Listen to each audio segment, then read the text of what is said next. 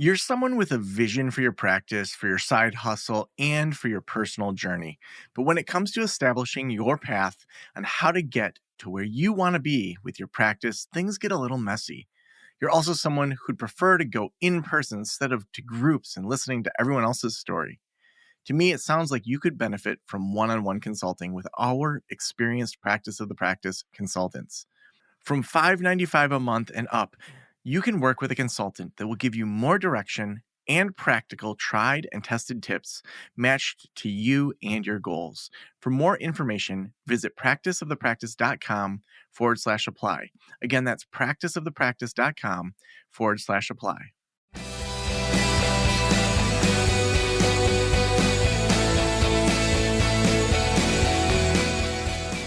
This is the Practice of the Practice podcast with Joe Sanok, session number 1019.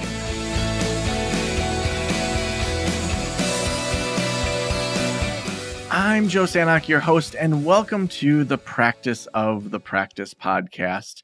I want you to think back to when you first started your practice. And maybe you haven't even started it. Maybe you're listening to this thinking, man, I think maybe I want to start a practice. I work full time at CMH or a nonprofit and I need some extra money, or I want to eventually leave, or maybe you're home and you've dedicated time to your family or your kids and you're saying, I think I want to get back into the field a little bit.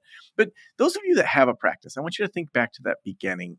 I remember for myself, when I started mental wellness counseling, I was working full time at I was a foster care supervisor. I was really stressed out by it. I remember I had this eye twitch that started, and I have never had an eye twitch.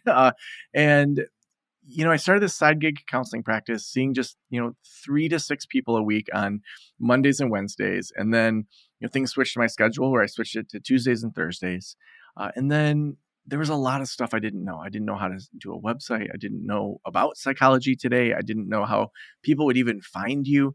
And so I was so much just starting from scratch. I didn't know up from down.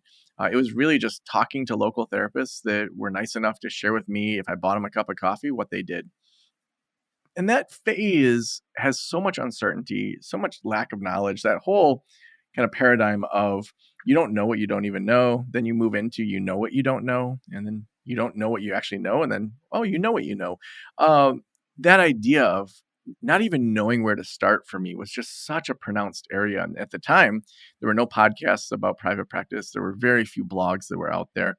And so I'm really excited today to bring you one of my consulting clients, Maria Elliott, who opened a practice in Ohio in fall of 2023 after heading back to work once her 4 children were in school full time.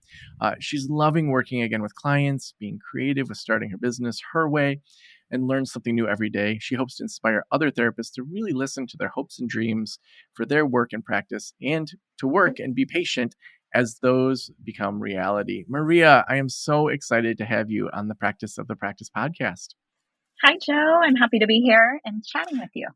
Yeah, it was at the time of this recording about a year ago that you reached out, well before the fall when you wanted to launch your practice. And I want to go back to maybe early 2023, before you and I started working together. What did your life look like where you were saying to yourself, I think I want to start a counseling practice? So it was just the beginning of the year, new year, new resolutions, new just hopes and dreams. And I sat down with my husband and we were talking. The plan was always for me to go back to work. Early in my counseling career, I worked in community mental health and then transitioned to a private practice full time, and then moved into more of a part-time position because we began, starting our family, and I had 1 child and then 2, and then the third came along. And it just, with our family life, it just didn't make sense for me to work outside the home full time during that period. So I did step away, kept up my license, but with understanding and agreement with my husband and I that eventually, when the time was right, would head back into the field because I loved counseling. I loved working with people. I just loved that piece of my life. So I stayed home for about 10 years, and then at the beginning of last year, realized, oh, my last child, my son, he was 5 at the time.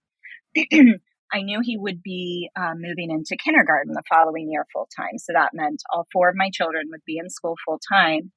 I thought I would take a year to just recoup our family life and get Mm. organized. But the more I just thought of it and discerned that and talked with my family that it was the right time.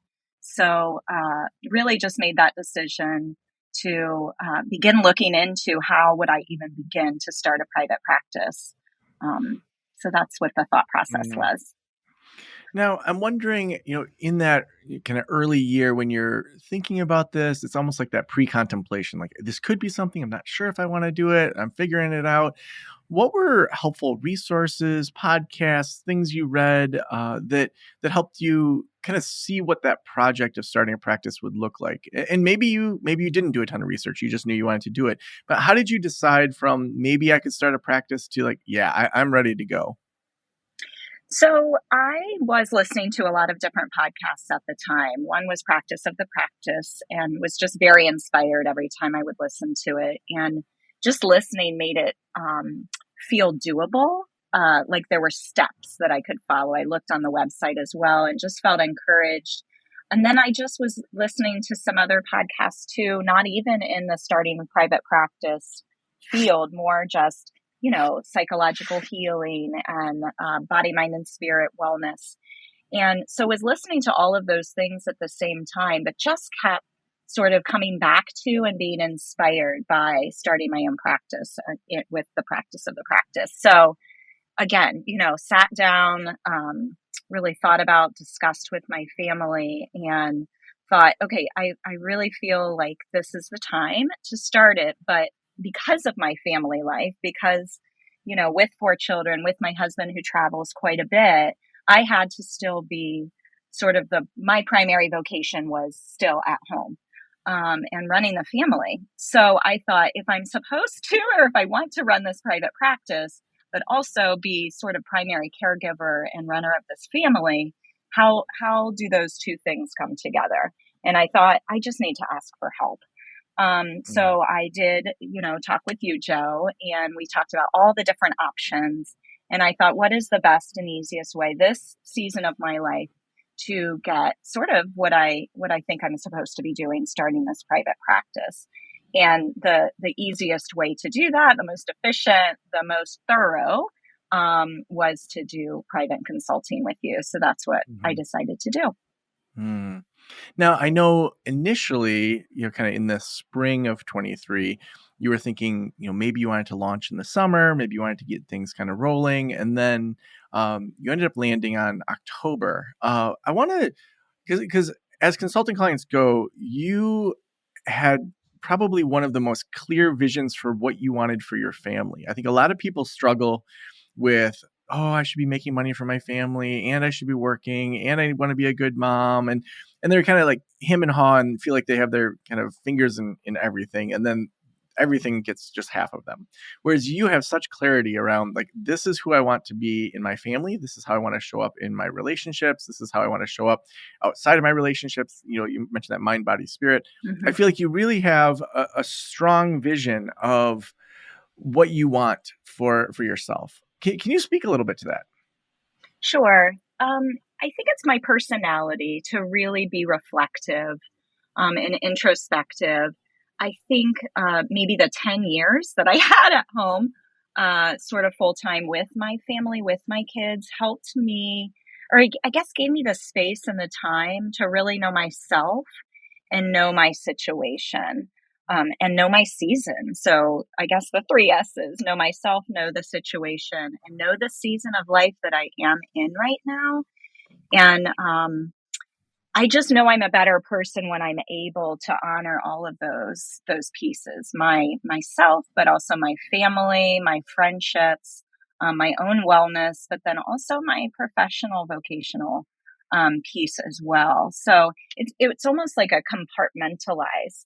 And I had it sort of inklings the year before that this was maybe going to come to be. So I almost practiced My son was in preschool like 3 full days a week, but then he was home with me 2 days. And I spent a lot of time with him. But then I started to actually send him to a friend's house, and then we would switch off and on. But I would send him to a friend's house and use that day not for chores, not for anything else around the house or family related, but I would use it as my work day, my quote unquote work day, um, just to almost practice and see if this could really work, where I was able to compartmentalize and have a day for work and then also have, accomplish all of the other pieces of my life.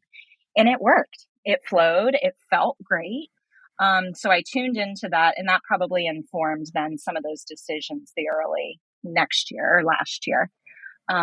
So I just think it's really important to know your limits, but then just to know yourself and your situation and your season, and then make work as one of those pieces fit in with all of that. Because I don't think it's sustainable if you aren't quite sure how it's all going to fit together. Yeah. Yeah. And so what was the benefit of I think a lot of people would say, well, then I should have delayed consulting until October if like that's when I want to launch. What was the benefit for you of still doing consulting and working on the practice? And there's people that are going to listen that never do consulting and they'll never do next level practice. So I want to make sure they get value Sure. and not just like go do consulting with Joe um, Yeah. or our team. But what was the value just in general of working on the practice in those months in the summertime when you're clearly focusing also on your kids, you're focusing on kind of all the summertime stuff, but to put in that time, like to have such a long runway, maybe that's my real question. Like what was the value in having a long runway leading to October? Oh, yeah, and I would not do it any other way. I think the value was to plan very, very well. I don't have time in my life to like figure it out as I go. And I knew I would be like, because I have an office outside the home, I don't just do telehealth. So I knew I wanted to pay rent. I knew I needed help in certain areas, like with taxes. And so I knew that there were going to be bills to pay. I didn't want to start paying bills and then not have a practice ready to go to pay those bills, if that makes sense. So the long time frame allowed me to just set up a really strong framework, um, and plan and vision for the practice. Well, first, probably to understand what my vision was with the practice, with someone else's help, and then to develop a plan, but then actually set up the framework to implement that vision and plan. Without that, again, using that sustainability word, I don't think I would walk into then October, opening my doors and beginning to see clients, feeling confident that this practice is sustainable and is a long term thing, if Mm. that makes sense. Yeah. Now, if you were to kind of say the phases in leading up to your launch, were there like kind of three distinct phases, five? Like, what were some of the big steps or big things that you needed to accomplish before you really started taking on clients? I think the first was really just that vision, and the dream of like, okay, I want to start a private practice, but what does that actually look like? Like, and you really helped sort of with that ideal client, right? So who I could just open my doors and let whoever walks through the door come in, and we all do that. Um, and I wanted to really, be specific in who I wanted to serve and who I wanted to help. So I think the first phase was just the dream and the vision, of what I wanted it to look like. And then maybe step two was just really developing that plan. Like, okay, well, here are the steps. Here are the things that need to be in place. I need a website. I need like a budget. I need the whole social media piece. So just laying out what that plan was and needed to be was really helpful. And again, asking for help, having someone just walk you through that so you don't get off track. Mm. And then third is really just doing the work to making that framework come to fruition. So actually making the website and keep revisiting it, and is it what I want it to be? Developing a social media presence early on, even though my doors were not open, getting my name out there. Um, let's see, just all those little framework pieces, almost the structure that allowed the practice to happen. Finding a space, maybe not signing the lease, but just beginning to look around and talk with people, with other counselors. The networking piece was really huge.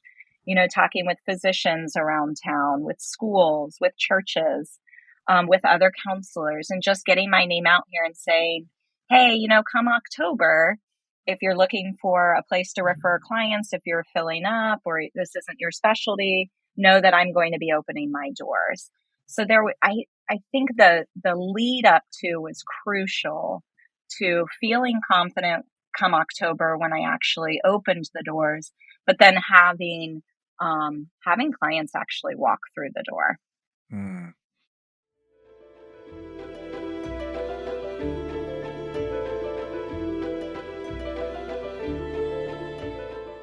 I am so excited about Alma. When I had my private practice, I struggled building my caseload, attracting the right clients, managing the business side. And honestly, one of the reasons I didn't take insurance was it was so difficult to navigate. So many of my consulting clients deal with these problems as well.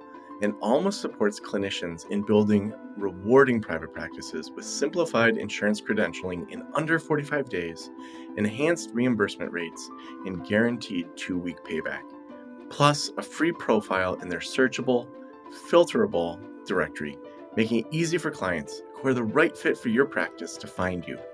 Learn more about how Alma could support your private practice at helloalma.com/Joe. That's helloalma.com/Joe to learn more. Now, I want to go back to kind of your business avatar, your ideal client. How did that shift for you? Like, where did you start, and then kind of where did you land in regards to figuring out who you really wanted to attract to your practice?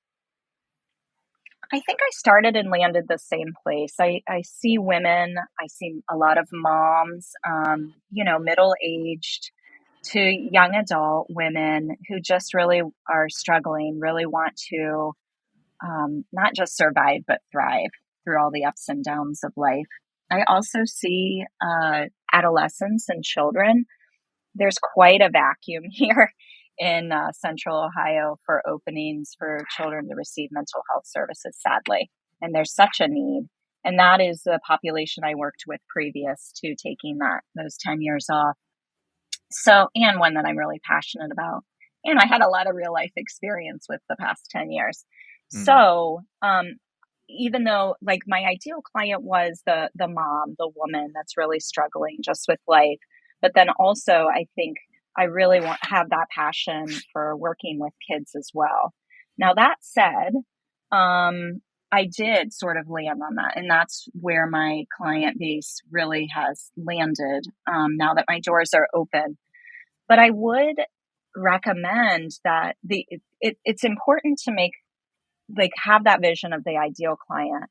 But then I think you have to be open to the surprise of the practice too.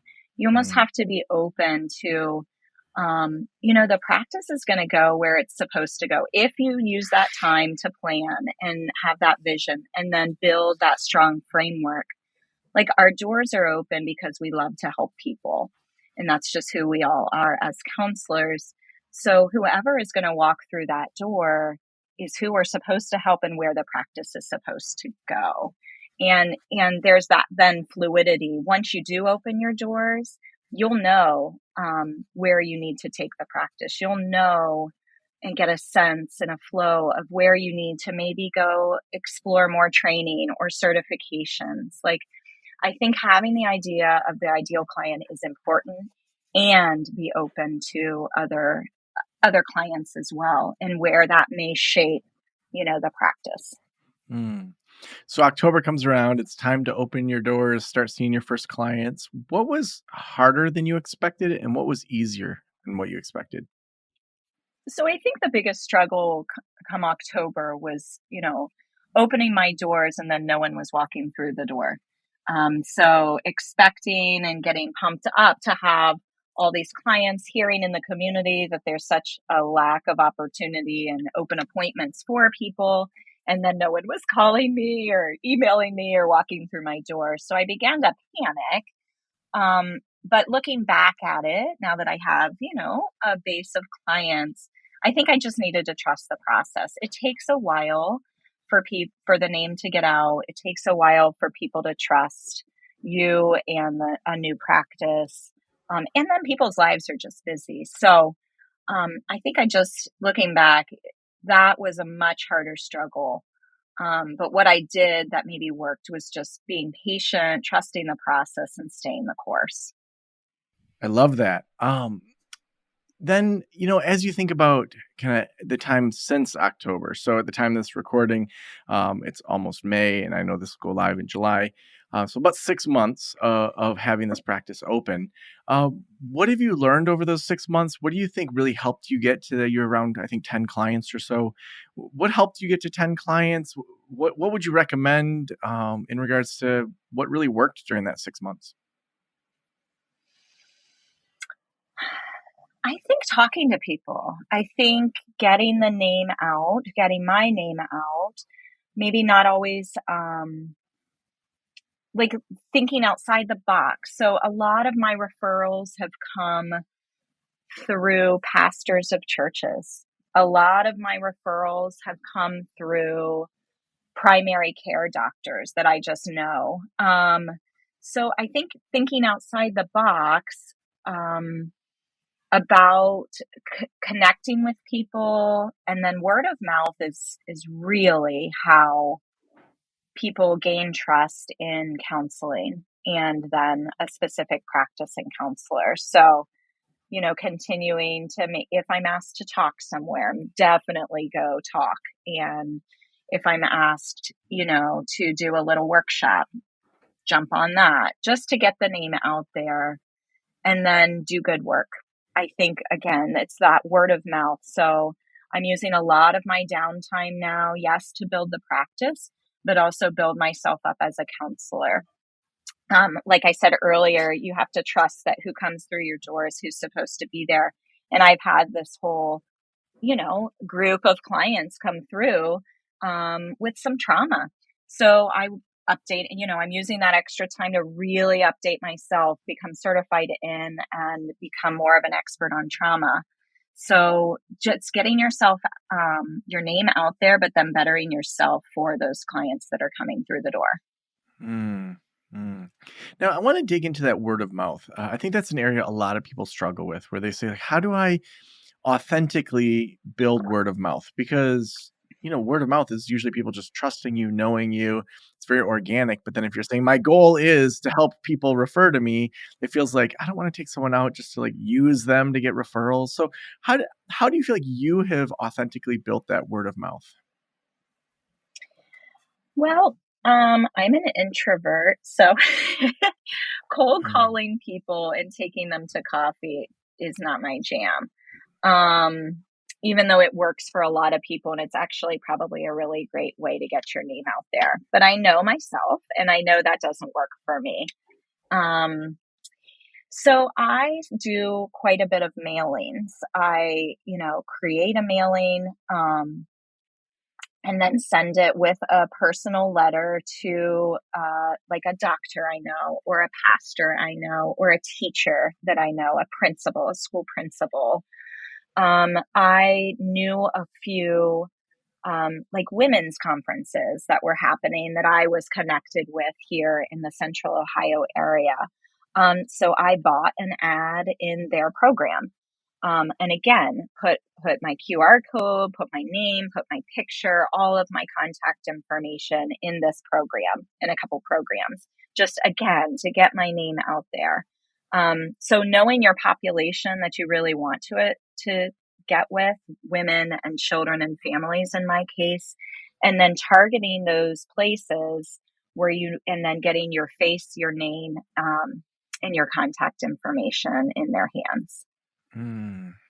So, how are you thinking about the future? So, you're at around 10 clients and the practice is growing. It's a young practice. Like, when you think about the next 6 months or a year, how do you conceptualize those goals? What's next? Well, again, right, it's end of April, almost May. I have to look at myself and my situation and my season. It's summer is coming. I have to be real, and truthful with myself about what the next 3 months hold. And that means summer break, and I'll have 4 children at home. So, I've been planning for and working through even just the finances and how I'm going to shift my schedule so that I bounce down to fewer days a week. So, right now, I just being real honest with that, with myself and situation. And so, I'm just going to stay the course. Usually I would be trying to grow the practice or do more workshops or groups or something like that. But I just know the next 3 months I just have to stay the course and see the clients and really give my best self to the clients that I currently have.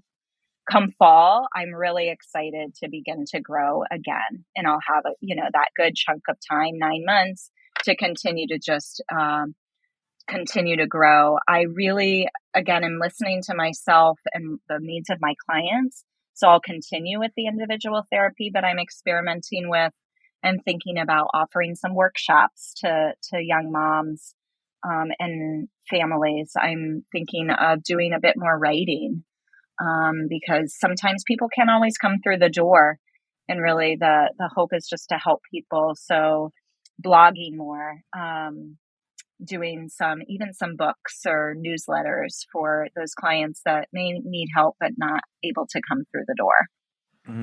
I love that you're thinking about that already. One thing we often talk about is the sandwich approach, where therapy is kind of the middle of the sandwich. But then, what can you do for people before they're ready for therapy? What kind of courses can you Mhm. have? Self assessments, even blog posts, retreats, and then what can you have Mhm. after therapy? When people graduate, they're feeling better. They want to keep connecting with their partner. They want to keep connecting with themselves. Like what kind of retreats or services can you have, or membership communities can you have after that? So I love that you're already thinking about that stuff.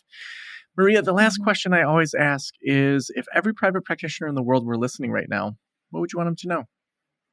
Um, I would say do it. I would want them to know Mm, that they can do this, um, and to trust themselves. I think trust is the big word here. To trust themselves that they know what they're doing.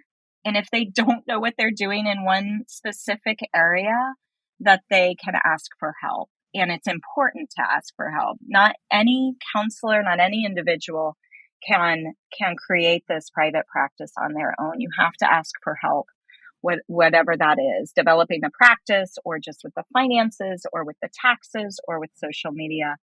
So trust yourself that you can do it with help. And then just to trust the process. Yes, it's important to have just such a strong vision and plan and framework and trust the process that it will ebb and flow as well. And that's what's supposed to happen to make it, practices are not like, I don't know, black and white. They're much more colorful, and we have to allow um, that flow to happen. so awesome. Well, Maria, if people want to connect with you, where should we send them? Yeah, well, my website is virabuswellness.com, virabuswellness.com. Virabus means strength in Latin, by the way. And I'm also on Instagram and Facebook. I think that's it. So awesome. Well, thank you for being on the Practice of the Practice podcast. Thank you, Joe.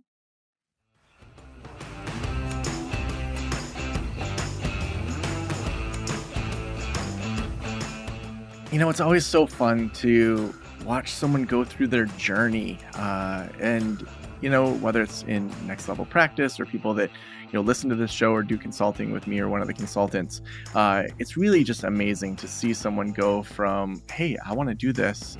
What do I do next? To now having 10 clients. I mean, 10 clients is a game changer for a family and for a budget and for your community. I mean, think about just 10 more people's lives being touched in so many different ways. Um, if you're looking for consulting, we have a team of consultants that can help you at every phase of practice. We have consultants that help you with mega practices, that help you switch from 1099s to W-2s.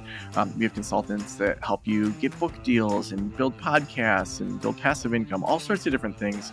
So if you're interested in just reading more about our consultants and what they do, working with myself or any of the other consultants that we have on the team, just head on over to practiceofthepractice.com/apply.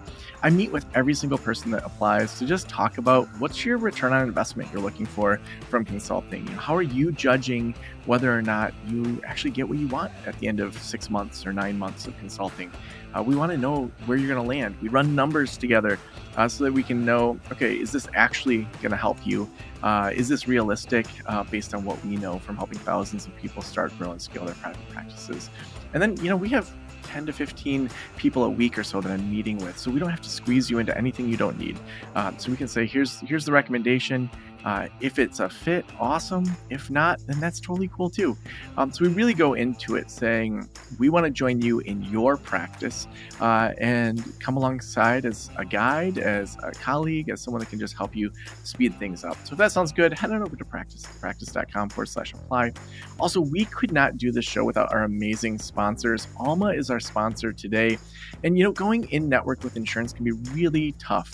Filling out the right paperwork, it can be time consuming, it can be tedious. And when you join Alma's insurance program, you can see clients in your state of licensure regardless of where you're working from. I mean, I don't know about you, but I like traveling. And so maybe you want to travel outside your state for a bit. You can still see those people.